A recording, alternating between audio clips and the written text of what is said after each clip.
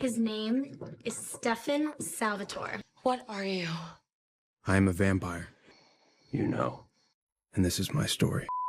Let's talk about the greatest injustice in the Vampire Diaries universe. And no, I'm not talking about Bonnie Bennett's endless suffering. That's beyond an injustice and a rant for another time. I'm talking about how the narrative systematically destroyed Stefan Salvatore, the show's moral compass. Okay, ladies and gentlemen, he had his crimes against humanity moments, but we all have to agree he was pretty decent for a vampire. My only point is, they destroyed the guy while rewarding every terrible decision his brother Damon made. And no, this isn't just about shipping Moz or who ended up with Elena. This is about how the writers took a beautifully complex character, a vampire who genuinely struggled to retain his humanity, and reduced him to a sacrificial lamb whose entire purpose was to make characters look better. Right from the pilot episode, Stefan was positioned as the good Salvatore brother, the one who resisted feeding on humans, who carried the weight of his past sins like an anchor around his neck, and the one who actually gave a fuck about collateral damage, man. Damon, meanwhile, strolled into Mystic Falls like a tornado, killing without remorse and smirking his way through every atrocity. Yet, somehow, by the show's logic, Stefan was the one who needed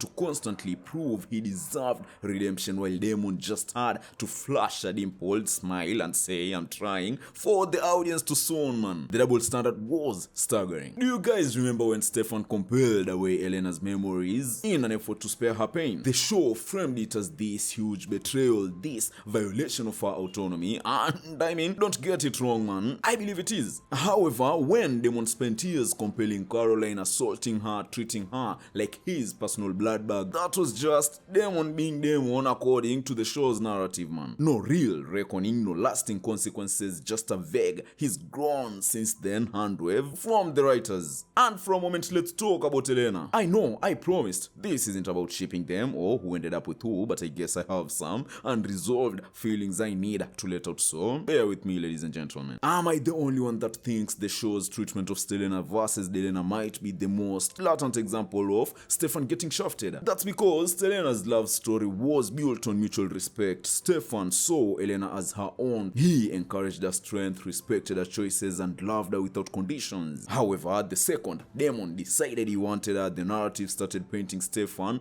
as the safe choice. Boring, predictable, the guy you usually settle for. And according to them at least, never mind that Damon spent seasons manipulating Elena, lying to her, even killing her brother, which, come on man, should have been an instant deal breaker. I know, I've talked about some of these things in the previous videos, but still, I have to. And to make matters worse, by season 4, the show was bending over backwards to convince us that Damon's brand of toxic passion was somehow more real than Stefan's steady devotion. And the worst part, the show knew how unfair this was, which is why they had to keep inventing reasons to break up Stelena, because Elena choosing Damon over Stefan in a straight comparison would have made her look terrible. So yeah, that's why instead we got the constant rewriting of history to make Stefan more possessive or controlling when he was literally the least toxic love interest on the show. And you'd actually think this was it, but just buckle up, ladies and gentlemen, because Stefan's erasure wasn't just romantic, it was narrative as well. Do you guys remember when Stefan was actually the main character when the show opened with his voiceover and his perspective? That didn't last, however, because as the series progressed, Stefan increasingly became a supporting player in his own story. His arcs got sidelined, his trauma became a tool to service other characters' development, and his screen time dwindled to make room for Damon's antics or the latest supernatural threat. Even Stefan's friendships got shortchanged, man. His bond with Lexi, which was one of the most meaningful relationships in his life, was reduced to occasional ghostly pep talks, while Damon got to have actual dynamic friendships with Alaric and Bonnie. And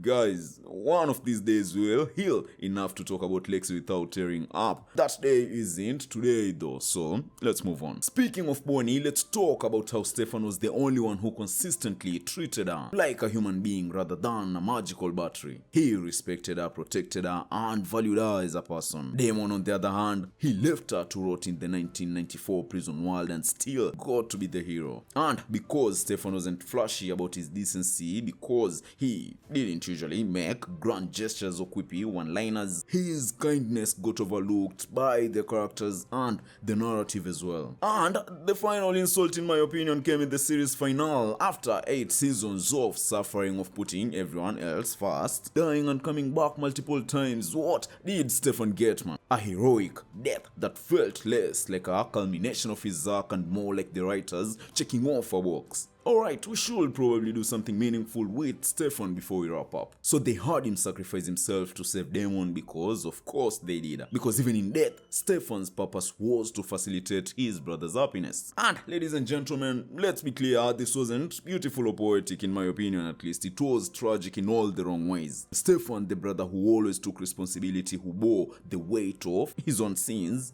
who genuinely tried to be better, died thinking he was the unworthy one. Meanwhile, Damon, the brother who spent centuries as a remorseless killer who only changed when it suited him. The message was clear: in the Vampire Diaries universe, being the good brother gets you nothing but an early grave. Anyway, ladies and gentlemen, the one thing we can all appreciate though is that Paul Wesley played the character. He took what could have been a boring one-note hero and infused him with layers of guilt, vulnerability, and quiet strength, man. Watch any scene where Stefan thinks no one is looking, the way his mask usually sleeps when he's alone, and the raw pain in his eyes when he believes he has failed someone. That's masterful acting, elevating material, if you ask me. Which why I think in a just world, Stefan would have gotten the ending he deserved. Not a martyr's death, but a life. Maybe with Valerie, who we all know actually understood his pain. Or maybe with Lexi if the show had ever allowed him real happiness. And at the very least, he should have had a final moment where someone looked him in the eye and said, "You are enough, man. You are always enough." So yeah, that's the tragedy of Stefan Salvatore. The show called him the good brother but treated his goodness as a weakness. It praised his selflessness while punishing him for it. And in the end,